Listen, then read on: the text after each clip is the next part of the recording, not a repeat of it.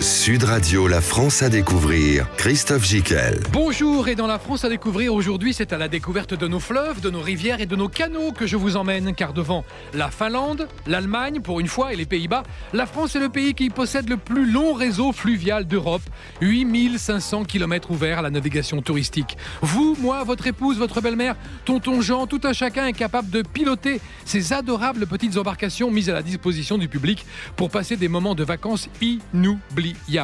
Vous voguerez à la vitesse moyenne de 6 km/h, ça va drôlement vous détendre. Vous glisserez au fil de l'eau dans une nature sauvage et ça va vous émouvoir. Vous traverserez des paysages sublimes, les plus beaux villages de France et pénétrerez au cœur des villes sans stress ni bouchon. Le tourisme fluvial, c'est ça. Vous proposez un autre point de vue sur les magnifiques richesses de notre beau pays dans une découverte originale des acteurs et des humains des fleuves et des rivières. Je vous parie que vous-même et vos enfants s'en souviendront toute leur vie. Suivez donc mon conseil. Si vous voulez pour les vacances ou le temps d'un week-end monter à bord d'un bateau dont vous serez le capitaine et glisser entre les berges d'une rivière ou d'un canal, le mode d'emploi, c'est maintenant. Sud Radio, la France à découvrir, Christophe Gicquel. Et dans cette émission, nous accueillerons Nicolas Delaporte, Voies navigables de France. Bonjour Nicolas. Bonjour. Vous êtes le responsable du secteur du volet tourisme. Oui, absolument. Donc le tourisme fluvial, dans toutes ses composantes. Donc vous passez votre temps à voguer sur les canaux, les rivières, les fleuves de France. Oh bah bien sûr, évidemment. Oui, toute l'année, ça marche toute l'année, parce qu'il y a différentes formes. Il y a des bateaux qui, dans les villes, naviguent même l'hiver. Absolument. Au moment de Noël. Donc nous accueillerons Corinne Dufaux de la société Nichols, les vacances en bateau sans permis. Reynald de Chège du côté de Strasbourg qui nous parlera de la visite de la ville en bateau promenade. Alain Reboul, on ira en Camargue, magnifique, dans la Camargue gardoise. Lucas Schmitter, lui, à Strasbourg, nous emmènera avec Croisière Europe dans toutes les bons plans et toutes les belles choses à visiter en Europe et en France, bien sûr. Mais on commence avec vous. Alors, les VNF, je sais que c'est un établissement public à caractère administratif, 4000 personnes y travaillent. Il y a 8500 km de cours d'eau à gérer, sauf en Bretagne, Charente, Lot et Somme, qui sont grosso modo les territoires que vous ne couvrez pas. Et vous couvrez 6700 km de fleuves. En quoi consiste votre domaine à VNF, votre tâche à VNF ? Nous, on essaie d'aider les territoires et les opérateurs à développer des offres dans une grande diversité, puisque vous en mentionniez quelques-unes tout à l'heure, et on va les écouter, parce que on peut s'aventurer aussi bien sur l'eau, mais aussi au bord de l'eau, et pratiquer de quantité d'activités au bord de l'eau qui sont aussi distrayantes, plaisantes, paisibles que possible. Alors c'est à vous qu'on doit l'aménagement des berges, l'entretien des berges, des écluses, des éclusiers. Tout ce petit monde du tourisme fluvial doit parfaitement fonctionner, c'est grâce à vous. Eh oui, quelque part, Oui, absolument, vous avez raison, en commençant par mettre de l'eau dans les canaux, oui. puisque pour pouvoir naviguer, c'est quand même un composant essentiel. Alors, il paraît qu'on peut dormir sur l'eau, on peut voguer sur l'eau. Il y a des petits ports partout, il y a des endroits où on peut attacher son bateau. Il y en a combien en tout en France de petits ports et d'attaches ? Alors, il y a plus de 200 lieux qui sont équipés pour pouvoir accueillir des bateaux. Mais une des particularités de l'activité, c'est qu'on peut aussi s'arrêter où on veut, puisque sur la plupart des canaux, il n'y a pas de courant. Et donc, il suffit d'aller planter 2 piquets et d'amarrer son bateau au bord de la berge. Et on compte un hébergement marchand de plus de 19 500 lits répartis sur 2000 bateaux. C'est énorme quand même. Ah, c'est pas mal. Oui, c'est une belle offre hôtelière, on va dire. Oui, c'est à peu près 3 fois la capacité hôtelière de la ville de Nice. Oui, c'est ça. Alors, qu'est-ce que vous mettez dans l'offre touristique, si je puis dire, de VNF ? Alors, différentes activités. Il y a des activités de plaisance où il est possible de louer un bateau sans permis. Pas besoin d'avoir son permis fluvial. Il y a une mise en main qui est assurée par le loueur. Il y a possibilité aussi d'aller faire juste une petite croisière sur un bateau promenade qui peut durer 1 heure ou une demi-journée, prendre un restaurant, de la restauration à bord. Possibilité aussi de naviguer sur plusieurs jours dans une péniche hôtel ou à bord d'un petit paquebot fluvial. Un petit paquebot fluvial parce qu'on accueille 150 à 200 personnes maximum en général sur ce type de bateau. En 2019, Voies navigables de France a recensé près de 15 000 plaisanciers privés. Est-ce que ce chiffre, vous souhaitez qu'il soit en augmentation ? Est-ce qu'il y a la capacité pour recevoir tout le monde ? Oui, largement. On est large. Il y a quelques moments de l'année et quelques endroits où il y a des embouteillages pour passer les écluses, mais ils ne sont pas très nombreux. Non. Est-ce que c'est facile les passages d'écluses ? Est-ce qu'il faut être aguerri ? Alors, il y a certaines écluses, quand il y a ce qu'on appelle des échelles d'écluses, où les écluses se succèdent à un rythme rapproché. Ouais. Là, ça peut être un petit peu savant, donc il faut être un peu plus expérimenté. Mais en général, non, il y a un coup de main à prendre et c'est assez facile. Alors sur un point de vue, je dirais émotionnel, humain, qu'est-ce qu'on ressent quand on est à bord d'un bateau avec son ami, ses amis, sa famille, ses enfants et qu'on vogue comme ça au bord de l'eau? Est-ce qu'on a une sensation de slow tourisme, d'appréciation du paysage différente? Ah, c'est paisible. C'est ça le mot, hein. Oui, C'est vraiment paisible. on est tranquille, hein. Et puis le fait, vous en parliez à l'instant, qu'il n'y a pas beaucoup de monde Non? sur les canaux, on a l'impression qu'on a vraiment tout un territoire, tout un paysage à soi. Et comme on est complètement autonome sur son bateau, parce que quand on est dans un bateau de location habitable, il y a la kitchenette, il y a vraiment, on a l'impression d'avoir vraiment tout ce paysage à soi. Mhm. Et c'est très agréable. Et vous, à titre personnel, vous avez déjà vécu comme ça vous avez fait des petites croisières Ouais, bien sûr. Quel est votre bon souvenir? Oh, il y en a pas mal de bons souvenirs, mais parce qu'on profite un peu de la vie, donc que ça soit sur les canaux de Bourgogne ou que ça soit en Alsace Oui. ou en Camargue, on en parlera tout à Mhm. l'heure. Il y a à chaque fois des paysages qui sont très différents. Et c'est vrai qu'on va de village en village, mais en fait, il ne faut pas compter qu'on visite 50 km dans la journée. C'est vraiment des petits déplacements comme ça de 10-15 bornes. Oui, parce que alors bon après, Après, il y a des fondus de la Il y a vitesse. des staccanovistes de la navigation. Ouais. Mais sinon, non, en général, c'est 4 heures de navigation par jour à 6 km/h. Donc, vous voyez à peu près la distance Ouais. qu'on est capable de parcourir. Parce qu'on profite aussi des berges. On a son vélo à bord. On va faire des petites excursions dans les villes qui sont à côté. On va aller dans un restaurant. On va profiter du terroir et du territoire. Alors, en préparant cette émission, j'ai appris un nouveau mot, le tourisme fluvestre. Alors, je connaissais le fluvial, mais le fluvestre, c'est quoi la différence? Le fluvestre, c'est au bord de l'eau. C'est ce qu'il y a sur les berges. Et donc, c'est les randonnées à vélo, les randonnées à pied, parfois les randonnées équestres Mhm. qui se pratiquent. C'est aussi la restauration dans une guinguette au bord de l'eau. Tout ça, toutes ces activités sont considérées comme des activités fluvestres. Et on parlait aussi que l'ONF gère des barrages réservoirs. C'est quoi des barrages réservoirs? Ah bah, c'est un barrage qui permet de contenir de l'eau qui va venir ensuite Pour une alimenter ville. les canaux, qui va permettre l'irrigation par les agriculteurs, qui va aussi contribuer à l'alimentation en eau potable. Donc c'est ça que vous gérez aussi, après ce retraitement. flux, tout ce flux de... Absolument, c'est une composante, c'est vraiment notre mission de départ et une mission essentielle pour l'ensemble des autres activités de VNF. Est-ce que vous rencontrez des problèmes particuliers dans l'entretien des berges? Moi, je connais bien une région qui est l'Anjou, où on a des ragondins partout qui font des trous, ça s'écroule, il faut toujours... c'est pénible. Et Vous il y avez a ce des- problème, Il y a non? des ragondins aussi sur les voies de VNF. Il y en a Bon, partout. Et oui, et puis il arrive qu'effectivement, les berges sont protégées dans beaucoup d'endroits, hein, Ouais, parce qu'on ouais. appelle des pales-planches. C'est quoi les pales-planches? Les pales-planches, c'est des morceaux qui sont enfoncés dans la terre et qui permettent de tenir les berges. D'accord. De manière un peu artificielle, mais il y a des tas d'endroits où c'est complètement naturel et on navigue de manière complètement naturelle. Mais c'est vrai qu'il y a toute une vie d'entretien des berges avec des problèmes particuliers, notamment sur les écluses. On en parlait tout à l'heure dans le couloir. Vous me disiez que vous aviez aussi appris à ce que c'était que Une embâcle. une embâcle. Qu'est-ce que c'est qu'une embâcle? Une embâcle, c'est un morceau de bois qui s'est détaché, par exemple, hein, puisque il y a beaucoup de végétation au bord des cours d'eau. Mhm.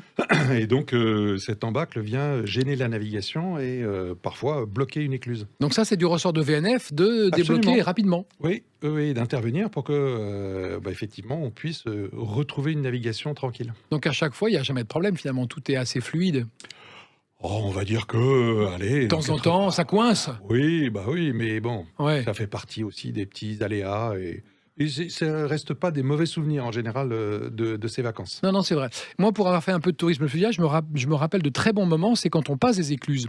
Parce qu'on discute un petit peu avec l'éclusier, du coup, ça dure pas longtemps parce qu'il faut aller vite, mais c'est toujours sympa. Il nous donne des indications sur le temps, sur ce qui se passe plus loin. Combien d'écluses il y a à peu près en tout sur le réseau VNF? Oh là. Oui, un paquet. Un paquet, Ouais. 2000, je dirais, quelque chose comme ça. Ouais, c'est ça, grosso modo. Mm. Et ça, tout ça aussi, c'est du ressort de l'entretien de VNF. Oui, absolument. D'accord. Alors, il y a des écluses et puis il y a aussi des ouvrages, quelques ouvrages remarquables. Du genre. Des plans inclinés. Ah oui, c'est vrai. Sur Arsvillers, Oui, ah bah donc, oui. qui est quand même un très très bel endroit. Parce que C'est des écluses à... Je sais pas combien... c'est un plan incliné qui permet de parcourir une quarantaine de mètres en hauteur. D'accord. Et qui est venu supplanter, justement, on parlait tout à l'heure d'échelle d'écluses. Il y avait 7 écluses qui se succédaient. Et pour remplacer les 7 écluses, on a mis en place, ça date d'il y a un petit moment maintenant. Oui, on n'était pas nés.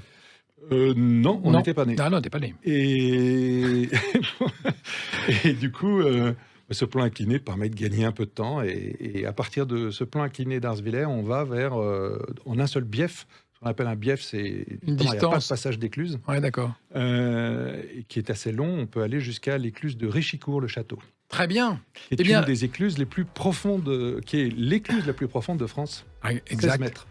Ah ben, restez avec nous, chers auditeurs de Sud Radio. On va continuer à en apprendre dans un instant. On vous dit tout sur la prise en main et la vie à bord de ces petits bateaux qui vous emmènent en toute sécurité voguer sur l'eau, avec en prime des destinations de rêve.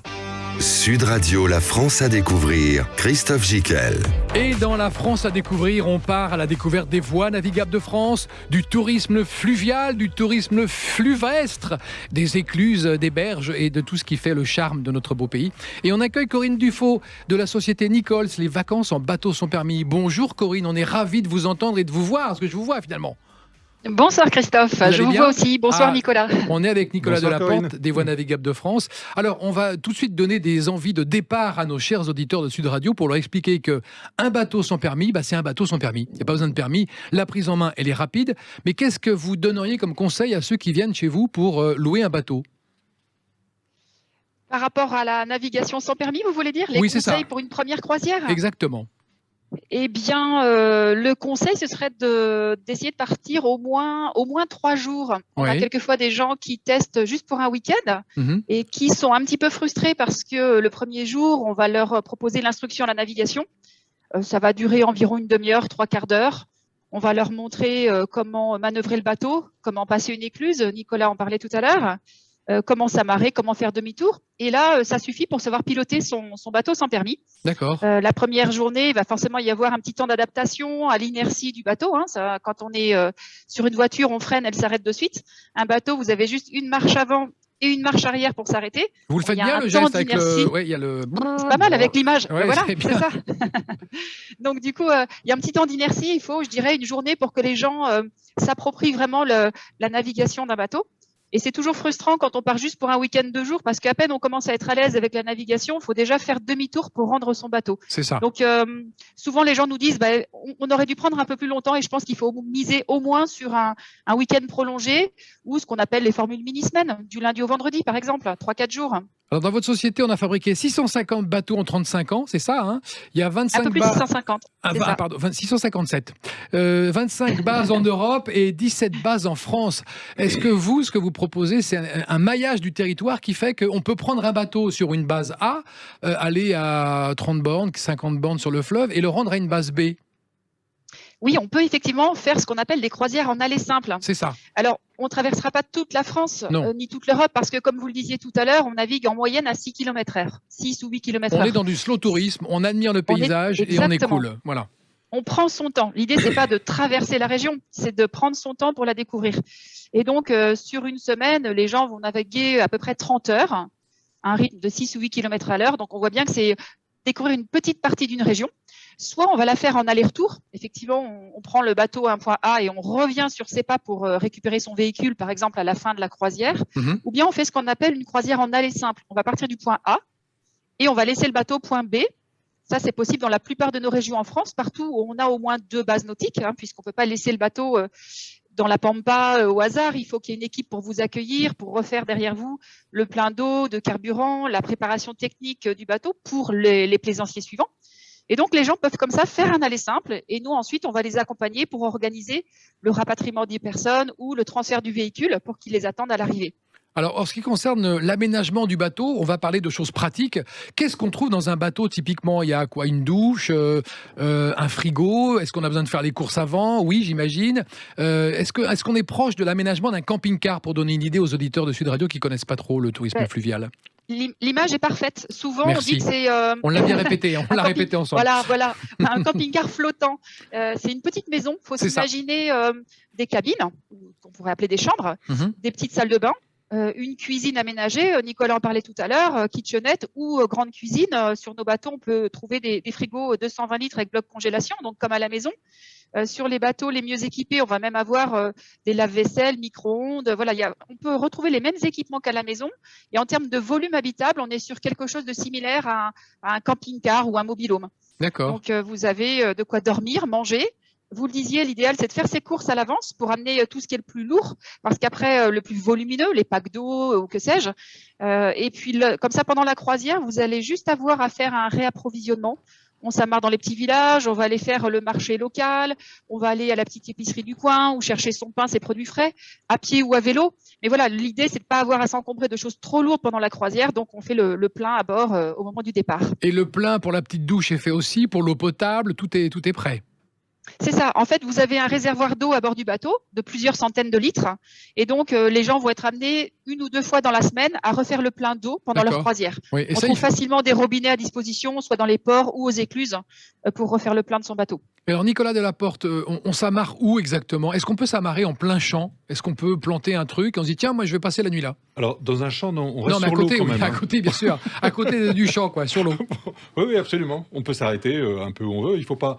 Il faut demander l'autorisation avant au propriétaire du champ. Il faut se renseigner. Non. Alors, il y a des endroits où c'est interdit. Il y a des endroits qui sont semi-privatisés. Et comment on le sait, ça? Quand on arrive avec son petit bateau en général, il y a une signalisation qui est faite. D'accord. Mais la plupart des 6700 km de cours d'eau que vous mentionnez tout à l'heure sont laissés libres d'amarrage. D'accord, c'est-à-dire que tous les cultivateurs qui ont des champs en bord de fleuve, on peut planter, parce qu'à un moment donné, il faut que le bateau il ne s'échappe pas. Oui, parce qu'en fait, on n'est pas chez eux. C'est ça. On est chez VNF. D'accord. Puisque tout ce qui est en bord de berge, c'est la propriété de l'État. Je l'ignorais. Confiée en gestion à VNF. Très bien. Dans les villes, c'est différent. Dans les villes, c'est différent, absolument. Et dans les villages, comme ça, parce qu'il y a souvent aussi des petites propriétés qui ont des descentes jusqu'au fleuve, des terrains jusqu'au fleuve. Dans beaucoup de villages, il y a des haltes qui commencent à être aménagées, parce qu'il faut, c'est quand même plus pratique d'avoir un petit point de raccordement électrique, d'avoir de quoi se débarrasser de ses déchets. Donc, il y a des petites haltes qui sont équipées. D'accord. Corinne, oui c'est Corinne, j'ai dit non, oui c'est ça. Corinne Dufaux, qu'est-ce que vous conseilleriez avec une famille et on va dire des enfants pour partir? Quel coin? Où aller cet été?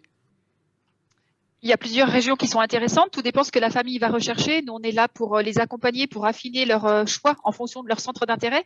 Est-ce qu'ils ont envie de trouver des plages à proximité? On va leur recommander dans ces cas-là la Camargue ou le canal du Midi pour être proche de la Méditerranée. Bonne réponse. Est-ce qu'ils ont envie de trouver des centres d'animation, des parcs aquatiques, des centres animaliers? En fonction des régions, il va y avoir des sites touristiques qui sont à proximité immédiate des voies d'eau. Et ça, quand on fait la réservation, on est guidé là-dessus. Exactement. Sur notre site internet, on donne des suggestions de parcours en fonction des profils et des centres d'intérêt. Est-ce que les gens aiment plutôt l'œnologie, la découverte du patrimoine, les activités nature, et on va les orienter vers telle ou telle destination qui nous semble la plus appropriée. D'accord.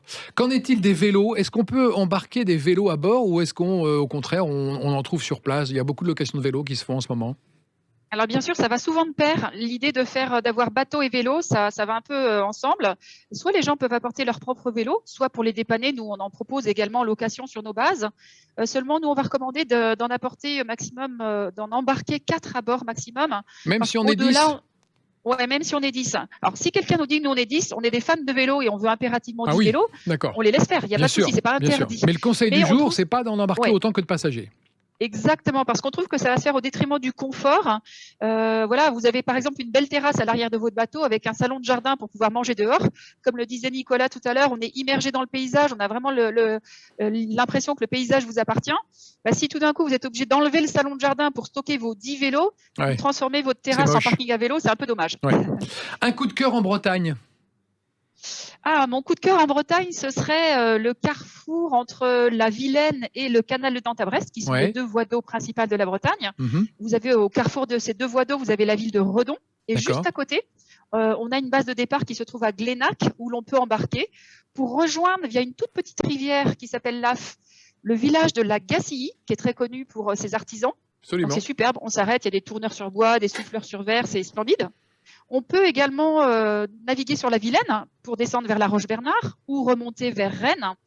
ou encore choisir le canal de Nantes à Brest, qui est vraiment typique de la Bretagne, avec des villages comme Malestroit, Josselin, avec leur maison à colombage, le château de Josselin qui surplombe le canal. C'est des petits villages typiques qui sont superbes. Moi, je trouve que la Bretagne, elle ne souffre pas d'un trop gros trafic de navigation, même en plein été. Vous avez des écluses qui sont splendides parce qu'il y a des concours d'écluses fleuries, des éclusiers qui sont charmants à disposition des plaisanciers pour les aider. Vraiment, c'est une destination parfaite pour une première croisière et on peut y retourner plusieurs fois, vu la multitude de suggestions de parcours avec ce carrefour de voies d'eau. Et parlez-nous maintenant du Sommail, deuxième coup de cœur que je connais moi aussi et que j'adore franchement, parce que là c'est carrément une vision de carte postale tout à fait angélique qu'on retrouve. C'est vrai, c'est un petit peu la perle du canal du Midi. Le Sommail, c'est un joli petit village qui est à peu près à mi-parcours entre Carcassonne et Béziers. C'est dans le plus grand bief, comme le disait Nicolas tout à l'heure. Le bief, c'est la distance entre deux écluses. Le Sommail se trouve dans le plus grand bief de France. Donc 52 km. C'est ça.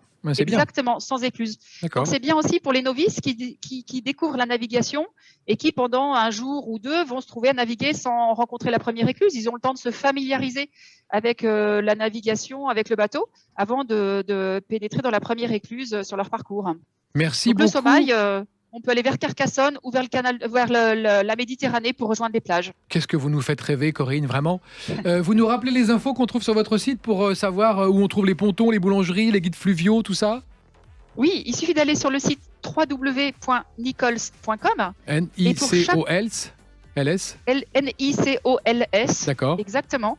Et on trouve toutes les suggestions de parcours avec où s'arrêter dans les villages, quoi découvrir et où trouver les bons petits plats et les bons vins qui sont présents partout en France. Merci beaucoup Corinne Dufaux d'être intervenue dans l'émission La France à découvrir. Nous on continue avec dans un instant la découverte de l'Isle, une petite rivière qui serpente dans les 3 quartiers emblématiques de Strasbourg et permet de découvrir la ville d'une façon originale et très romantique. Et à ce sujet, nous aurons même quelques anecdotes de mariage à vous raconter. Restez avec nous.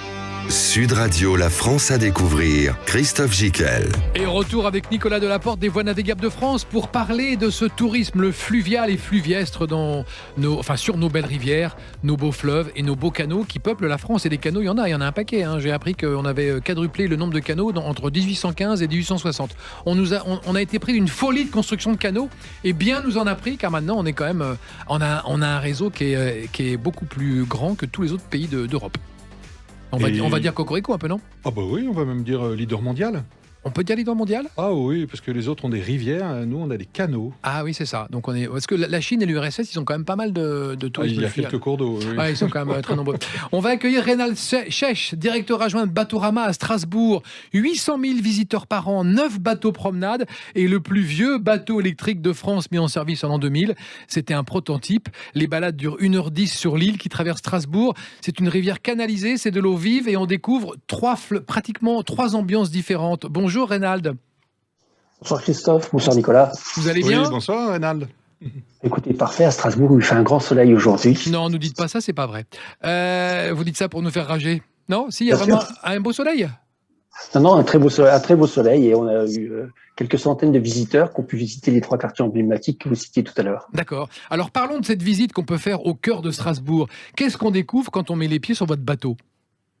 En fait, on découvre toute l'histoire de Strasbourg, puisque Strasbourg s'est construit en 3 époques. Une première époque est la partie médiévale Renaissance, qu'on appelle la Petite France, au cœur de Strasbourg. Et puis ensuite, un deuxième quartier, qui est un quartier qui a été construit par les Allemands de 1870 à 1918, qui est une véritable extension de Strasbourg, puisque sous l'annexion allemande, Strasbourg a multiplié par 3 sa surface et doublé sa population. Et puis enfin, un 3e quartier qui est le quartier européen qui a commencé à se construire à l'issue de la Seconde Guerre mondiale. Et aujourd'hui, toutes les institutions européennes ont été construites sur les bords de la rivière Isle. Donc c'est le meilleur moyen de voir ces institutions européennes que d'utiliser le bateau pour aller dans ce quartier. Et en plus, ce sont des découvertes qu'on fait depuis la rivière. Donc c'est vraiment un point de vue différent de ce qu'on pourrait découvrir à terre. Oui, totalement. Ça vous permet d'avoir un recul au niveau du Parlement européen. Ça permet d'avoir un recul. On le découvre, le Parlement européen, au détour d'un virage. C'est ça, c'est merveilleux. Oui, c'est absolument merveilleux. À ce moment-là, l'île fait un petit virage et le Parlement européen arrive au débouché de ce virage et grandit et devient. Au départ, il paraît assez petit, puis d'un seul coup, on est à Énorme. son pied et c'est énorme et c'est absolument splendide. Est-ce que quand on est assis sur vos bateaux, on est laissé seul à la découverte ou au contraire, on a une explication, on a dans les oreilles ce qu'on nous raconte et ce qu'on nous voit? Oui, tout à fait. Vous êtes guidé. On a développé des audioguides puisque nous Les accueillons à peu près audioguides, c'est ça. oui, des audioguides et les visiteurs viennent de 150 nationalités. Donc, quand on a commencé notre métier dans les années, au début des années 50, il y avait un commentateur live, on veut dire. Mhm. Aujourd'hui, pour accueillir l'ensemble de nos visiteurs, on est obligé de mettre en place des audioguides en 12 langues pour les adultes 12 et 4 langues. langues pour les enfants. Ah oui, des langues pour les enfants, c'est différent pour les enfants? Oui, ils sont accueillis par un capitaine pirate qui leur raconte Strasbourg avec un commentaire qui est beaucoup plus ludique, moins historique et plus à leur portée. Et vous avez fait les choses très bien, parce que je sais que vous avez dû aller louer des studios à Hong Kong pour avoir des vrais comédiens hongkongais qui racontent en chinois sans accent, en japonais. Oui, tout à fait. Pour les commentaires asiatiques qui sont le japonais, le coréen et le chinois, on a loué un studio d'enregistrement à Hong Kong et on a fait venir par avion des comédiens de façon à ce qu'il n'y ait pas la moindre trace d'accent européen dans leur voix. Et puis en plus, ça fait plaisir aux Japonais, aux Coréens, aux Chinois quand ils viennent parce que certains d'entre eux reconnaissent la voix d'acteurs, de comédiens qu'ils ont l'habitude d'entendre chez eux. C'est ça. Le Alain Delon japonais ou chinois, on le reconnaît facilement. En tout cas, probablement eux, mais pas moi. Monsieur Delaporte, quel est le portrait, le client type, le portrait type qui va emprunter les bateaux pour aller faire du tourisme de plaisance? Alors ça va être très varié. Dans l'activité que décrivait Corinne tout à l'heure, c'est beaucoup plus de la famille, des amis, etc. Là, à Strasbourg, chez Batorama, c'est plus des touristes. Oui, c'est plus des touristes. Et comme l'indiquait Reynald, c'est des touristes qui viennent du monde entier. Et là, on va trouver des jeunes, des moins jeunes, des très jeunes, puisqu'on parlait des programmes pour enfants. Donc, il y a une population qui est extrêmement variée. C'est vrai. Et les seniors aussi? Bien sûr. Oui, tout à fait. Et Reynald, lorsqu'on vient chez vous découvrir Strasbourg, par quoi on est surpris? Qu'est-ce qu'on apprécie particulièrement à un moment de l'année? Ce que les gens apprécient, c'est le passage par les écluses. C'est ça. On a la chance au plein cœur de Strasbourg d'avoir 2 écluses et un pont tournant. C'est quoi le pont tournant? Un pont tournant, c'est un pont qui s'efface devant le bateau au moment où le bateau passe, parce qu'en temps normal, il sert à faire passer les gens d'un bord à l'autre de la rivière. Et là, pour laisser passer les bateaux, il s'efface tout doucement devant eux. Alors, on a souvent les gens qui prennent beaucoup de photos de ce pont tournant parce que c'est vraiment je n'allais pas dire une exclusivité de Strasbourg, mais il faut demander à Nicolas. Je ne sais pas si il y a d'autres centres-villes en France qui ont ce type d'ouvrage. Bah non, je crois pas. À ma connaissance. Non, il faudra que j'y réfléchisse, Reynald. Quel est votre conseil pour visiter à quel moment de la journée? Je sais qu'il y a un moment, quand on visite Strasbourg, il y a un magnifique coucher de soleil sur le pont couvert, sur le barrage Vauban. Ça, il ne faut pas le louper quand on est en bateau. Oui, ça, c'est un de mes moments préférés. C'est le coucher de soleil sur le barrage Vauban. C'est un moment absolument majestueux. Vous avez le soleil qui est plein ouest et la lumière qui s'efface petit à petit. Puis après, vous entrez dans la période qui est entre chien et loup. Et là, c'est absolument superbe. Mais vous avez aussi sur un moment de la balade qui est sur le canal du fossé du Faux-Rempart. Par exemple, en automne, le canal est bordé, le quai est bordé par des marronniers et les feuilles prennent des couleurs absolument incroyables. Et là, c'est un ravissement de tous les instants quand vous passez à cet endroit-là. Et puis, on citait tout à l'heure, il y a l'arrivée sur le Parlement européen qui est un instant magique. C'est sublime. Ouais. Et vous louez aussi des bateaux événementiels où on peut faire des mariages ou demander en mariage sa promise ou son promis. Est-ce que vous avez une anecdote à nous raconter à ce sujet? Oui, on fait pas mal de mariages, on a pas mal de demandes en mariage. Et en fait, la première personne qui a loué le bateau quand on a mis en place ce concept était un jeune homme. Et il est venu à bord du bateau.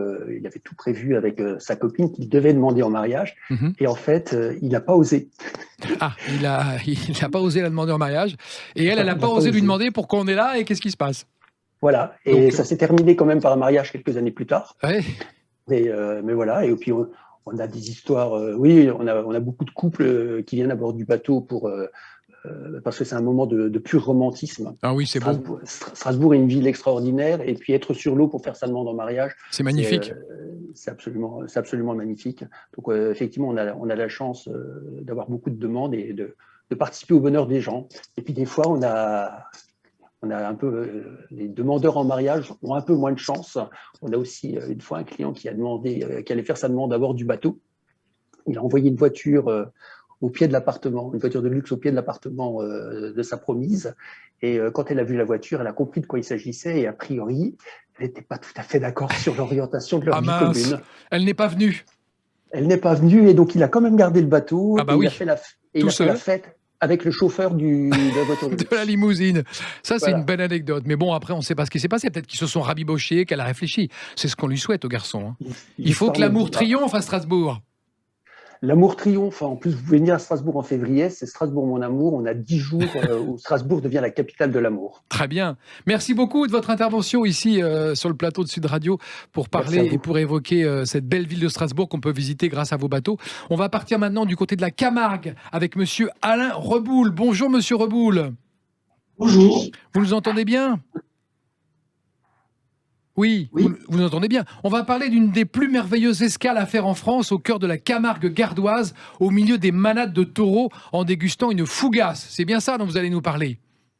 Exactement. Eh bien, on vous écoute avec ce bel accent. Voilà. D'abord, bienvenue à Petite Camargue. On est très heureux que vous ayez pensé à nous. C'est un honneur d'être présenté à Sud Radio. C'est un plaisir. Le canal du Midi, pour vous situer un petit peu à l'endroit où il se trouve, donc c'est le prolongement du canal du Renasset, Oui. C'est le prolongement du canal du Midi via l'étang d'Auto jusqu'à Saint-Gilles et Beaucaire. Malheureusement, l'écluse de Beaucaire actuellement elle est fermée, elle ne permet pas de rejoindre le Rhône. Donc c'est situé ce qu'on appelle au cœur de la Camargue gardoise, entre Aigues-Mortes et Saint-Gilles, donc avec les villes de Vauvert, Nîmes, pas loin de Montpellier. Donc c'est vraiment le sud de la. Donc on travaille beaucoup avec les personnes avec BNF d'ailleurs. Je vous interromps 2 secondes, monsieur Reboul. On va juste faire une petite pause parce qu'on va changer le mode de diffusion parce qu'on vous entend pas très très bien et on vous retrouve tout de suite après. Sud Radio, la France à découvrir. Christophe Gicquel. Et on revient avec Alain Reboul dans le Gard, sur la commune de Vauvert, pour nous parler du port fluvial de Galician, à 25 km de Nîmes, 35 de Montpellier, au cœur de la Camargue gardoise. Faites-nous rêver, Alain, parlez-nous de ce merveilleux endroit qu'on peut découvrir à partir du bateau où on va s'amarrer. Pour la Camargue gardoise, donc c'est sur les états. C'est entre les états du Charnier, du Scamandre et du Creil. Et c'est beau, c'est magnifique. Exactement, c'est magnifique. Le long du canal de Renasset, qui traverse une zone qui est classée au grand site de l'Occitanie, le GESTO. Donc, c'est une escale, le port fluvial, le tourisme fluvial sur le canal du Midi. Le port de Galician est une escale incontournable. Alors, qu'est-ce qu'on peut faire au départ du port ? Du cheval, du bateau ? On peut aller visiter des manades de taureaux, il y a le sentier des abbayes. Racontez-nous. Voilà, donc il y a plusieurs possibilités, donc, en fonction des demandes des personnes qui viennent, évidemment. Il y a ce qu'on appelle l'escale camarguaise, qui est axée surtout sur les traditions camarguaises, toute la culture et tradition qui est très ancrée dans le territoire de la Petite Camargue, c'est-à-dire les courses de camarguaises, les taureaux, les échappées, les abrivades, etc. Découverte de la manade. Donc c'est une découverte, c'est une escale typiquement camarguaise, avec des immersions possibles dans les manades, qui propose des journées où on voit comment on travaille les bêtes, comment on les trie, qu'est-ce qu'on fait, etc. Quel est le métier de manadier, puisqu'un éleveur de taureaux, c'est un manadier. On appelle aussi manadier les éleveurs de chevaux, ce sont des manadiers ou des taureaux. Voilà. Il y a des escales, ce qu'on appelle nature, puisqu'on est au grand cœur du grand site de France, donc on est dans une zone qui est magnifique, donc par ses paysages, par sa biodiversité. Donc on propose des escales, des promenades au Scamandre en particulier, qui est une réserve naturelle qui est située pas trop loin de l'État. Oui. Il y a des escales sportives. Donc nous avons des chemins de randonnée. Oui, il y a 120 km de sentiers balisés accessibles à tout public. Exactement. Vous avez des sentiers mythiques comme le GR 153, c'est le sommet de Saint-Jacques de Compostelle, Bien sûr. qui est fréquenté par de nombreuses personnes. Le Vous avez GR42 aussi qui va du Pilat à la Méditerranée. le GR 42 qui vient du Pilat jusqu'à la Méditerranée. Oui. Vous pouvez donc faire ces chemins à pied, À à cheval. vélo, à cheval et même en calèche. Il y a des prestataires qui proposent des programmes en calèche pour la découverte de la Camargue, ce qui est une bonne chose, plus intéressante pour nous que de découvrir un 4x4. Monsieur Reboul, combien de temps vous nous conseillez de rester dans le coin avant de reprendre le bateau et de repartir? Tout dépend le planning que vous avez, quoi. Oui, Hein, si on veut un petit peu découvrir tout, c'est 4-5 jours, 4 jours? Oh oui, il faut compter bien 3 jours. Oui. 3 jours, Ouais. d'accord, très Ouais. bien. Parce que on rajoute aussi les escales gourmandes, Oui, hein, c'est-à-dire tous les produits AOP qu'on a, le vin, les produits à base de taureau. On a aussi des escales culturelles. Hein. il y a une grosse offre culturelle en Camargue. Exactement. Donc, par exemple, sur le port de Galician, vous avez la possibilité de visiter des expositions qui sont faites à la capitainerie, d'ailleurs, Mhm. la capitainerie du port. Ou le centre du Scamandre. Vous avez des artistes comme M. Desjardins ou monsieur qui habite sur le port de Galician, Oui. dans une péniche. Donc voilà, D'accord. il y a tous. Bon, on a compris, Monsieur Reboul, c'est une merveilleuse région à visiter expressément sous vos conseils et en se référant à ce que vous avez dit. Donc il y a du pédestre, de la randonnée, du vélo, du cheval, une excellente gastronomie, une culture autour du taureau et surtout une offre culturelle tout autour dans la région. On peut irradier entre 15 et 20 km tout autour, là jusqu'à Montpellier, Nîmes et Aigues-Mortes. C'est bien ça? C'est ça, exactement. Merci beaucoup, Monsieur Reboul. Oui, allez-y, une dernière chose. Si je peux me permettre autre chose, c'est qu'il y a deux types de plaisanciers. Oui, Ceux qui viennent en bateau en escale, oui, hein, et ceux qui ont pris la décision de louer sur un bateau. d'accord. Donc on a un prestataire touristique qui a mis en place 2 péniches Hôtel, gîtes, oui. et à partir de là, ces personnes, elles sont là. Donc ça veut dire que à partir de là, elles peuvent rayonner sur tout le territoire. D'accord. C'est un peu notre but de faire découvrir non pas seulement les abords de Galicia, mais aussi l'arrière-pays qui est tout aussi magnifique que Bien sûr. celui qu'on connaît. Mais vous avez une des plus belles régions de France, Monsieur Reboul, à votre disposition, et on va venir la découvrir, je vous rassure. Merci beaucoup d'être venu avec nous participer à l'émission. Merci beaucoup, Oui, à bientôt. Je suis désolé parce que oui, ça arrive. J'ai eu un grand retour sur les oreilles. Et C'est en sûr. fait, je ne comprends pas tout à fait.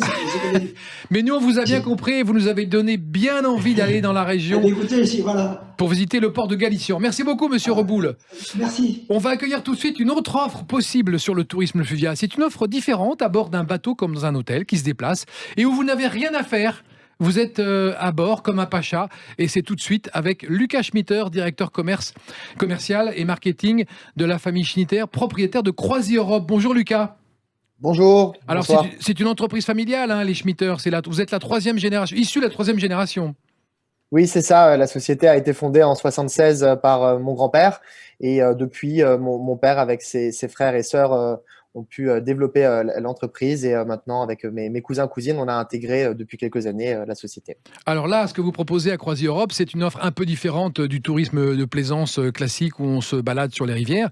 Vous traitez plus de 200 000 passagers par an à bord. Vous avez une flotte de 55 bateaux et vos bateaux sont la seule structure hôtelière flottante destinée à séduire les croisiéristes gourmets. Expliquez-nous ça.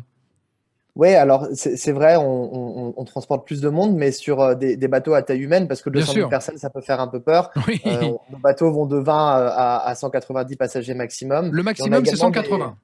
Oui, 180, 190. On a également des péniches, 6 péniches qui naviguent sur les canaux de France. Alors, pas sur le canal du Midi qui est un peu plus petit et pas adapté au gabarit qu'on appelle Fraissinet, mais le canal, par exemple, du Rhin au Rhône ou le canal de la Marne. Et au-delà de ça, on a en effet plusieurs bateaux sur les fleuves européens, un peu partout en Europe du Nord, bien évidemment partout en France et encore bien plus loin en Asie, en Afrique, et 2 bateaux maritimes. D'accord. Est-ce qu'on peut imaginer la vie à bord comme on se l'imagine sur un paquebot, c'est-à-dire qu'on a sa chambre, on a le personnel qui vient changer les draps, on a le petit déjeuner le matin, les repas sont servis le midi, le soir, il y a une animation. Est-ce que c'est un peu comme ça que ça se passe? Oui, absolument. On est sur un hôtel flottant. Donc, l'avantage, c'est qu'on n'a pas besoin de tous les jours défaire ses valises pour découvrir d'autres escales et se retrouver au cœur des villes et des territoires. À bord, on a un salon-bar, un restaurant avec des repas qui sont servis et qui sont très bons, puisque chez CroisiEurope, la gastronomie est très, très importante. C'est vrai que c'est un point fort chez vous. Vous avez un chef qui commande une 150aine de personnes. Oui, Alain Beaune, notre chef des chefs, est à la tête d'une brigade d'environ 150 chefs. Ouais. Et donc, la gastronomie est importante, mais pas que, puisqu'ensuite, il y a une part culturelle qui est très importante avec des escales tous les jours, le matin, l'après-midi, des visites qui sont accompagnées par des guides et différents types de visites, des formats assez classiques, culturels, pour visiter voilà, les territoires, découvrir les traditions, la gastronomie, mais aussi des alternatives plus insolites qu'on développe depuis quelques temps pour une clientèle plus familiale, avec par exemple des survols de territoires en hélicoptère ou des visites en Segway ou en vélo, pour ne citer que ces quelques exemples. Est-ce que pour la famille, tout est pensé sur vos bateaux? Pour les enfants notamment? Pour les familles, en effet, on développe une offre Croisifamille où les croisières sont offertes pour les enfants jusqu'à 16 ans. Pas sur toutes les destinations, celles qui s'y prêtent le plus. Donc, par exemple, sur le Rhin, où on propose au départ de Strasbourg des croisières qui vont intégrer une journée, notamment à Europa Park, un parc d'attractions de renommée mondiale qui est proche de l'Alsace. Donc, les enfants sont pris en charge pendant que les parents peuvent aller visiter et profiter des différentes excursions qu'on propose. Et si vous nous donniez un exemple, par exemple, sur le Rhône, Mâcon, Arles, Avignon, tout ça, vous couvrez ces magnifiques endroits riches et culturels? Absolument, on a une flotte de 4 bateaux qui naviguent sur le Rhône, donc la majorité au départ de Lyon. On peut faire des croisières de 5 à 8 jours en aller-retour depuis Lyon, ou alors on va jusqu'au sud de la France, jusqu'à Martigues, on passe par Arles, Avignon évidemment. On propose différents formats de croisières, des croisières classiques, mais également des croisières randonnées par exemple. On va avec des guides visiter les gorges de l'Ardèche ou le Vercors par exemple, au cours de randonnées majestueuses. Et quel est le bon moment, le meilleur moment de l'année pour vous, selon vous, pour visiter et pour aller en bateau, visiter les berges et les canaux et les voies et les rivières de France? Bien, écoutez, nous, on travaille historiquement sur la saison qui va du début du mois d'avril jusqu'à la fin du mois d'octobre. Ouais. Bien que depuis quelques années, on observe aussi un rallongement de la saison avec un démarrage milieu du mois de mars et l'été indien. Donc, on travaille parfois jusqu'au mois de novembre sur le Rhône. On travaille aussi en décembre avec les marchés de Noël. Donc, après, selon les périodes, les paysages sont différents. C'est très beau au printemps quand la nature se réveille. C'est également très beau en été où on peut profiter d'un climat qui est encore plus agréable, profiter du soleil. Donc, il n'y a pas une saison qui est plus belle qu'une autre. La France est merveilleuse, on a le plus beau pays du monde. Saison, il n'y a pas de meilleur moment pour y aller, absolument. Il y a des catégories 4 ou 5 ancres pour vos navires, ça signifie quoi?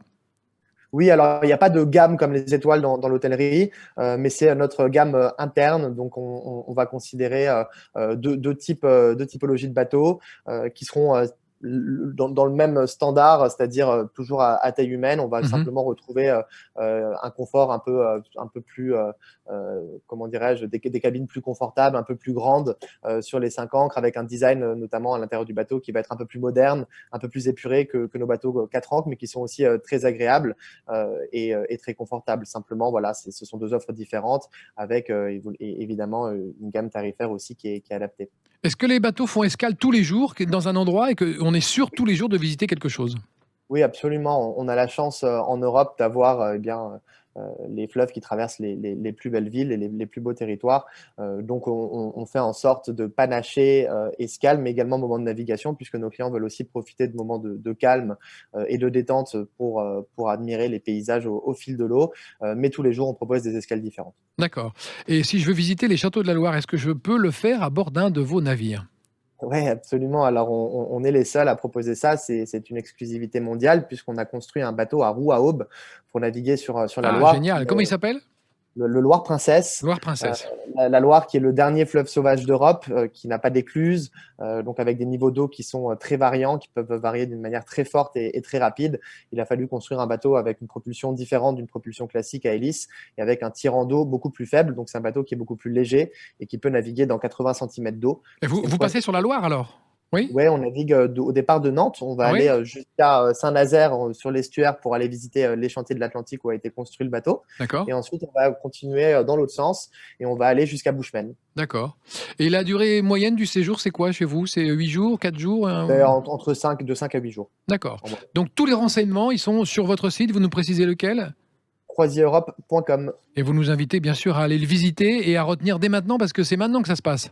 Absolument, c'est le moment. Et puis bon, on sent quand même aujourd'hui, après 2 années extrêmement difficiles pour tout le tourisme et évidemment pour les croisiéristes, qu'on arrive, on l'espère, on croise les doigts, mais tout doucement au bout de ce long tunnel, très très long tunnel.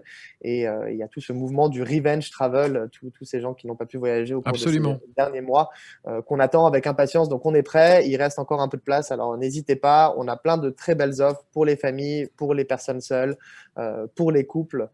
Partout et surtout en France. Donc rendez-vous sur croisiereurope.com. Absolument. Et 3 adjectifs pour définir ce qu'on ressent à bord d'un bateau quand on se balade, c'est quoi? C'est le calme, la volupté, on en prend plein les yeux. Le calme, absolument. On parle du slow tourisme. On va vraiment tout doucement au fil de l'eau. La beauté et que dirais-je d'autre, et la gourmandise.